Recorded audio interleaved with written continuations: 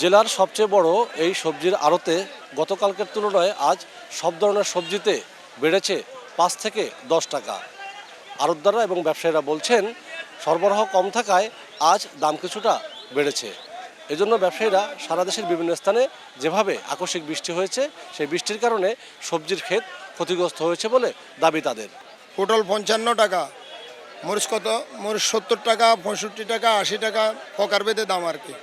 আর গতকালকে থেকে আজকের দাম একটু বেশি। দূর থেকে যখন মালগুনা আসে তখন এখন বর্তমানে বৃষ্টির কারণে মাল সংকট, গাড়ির সাথে মালের সাথে মিলাইতে পারে না। আর এই টাইমে এমনি মাল শর্ট থাকে, কারণ চারিদিকে বন্যা ক্ষতিগ্রস্ত হচ্ছে।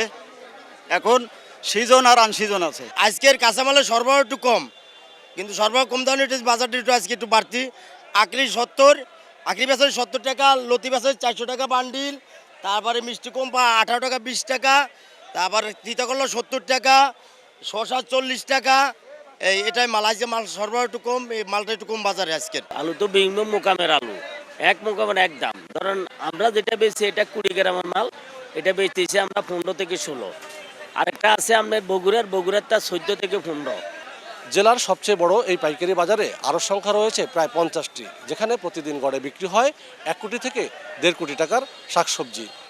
আতিয়া সজল, সময় সংবাদ, ফেনী।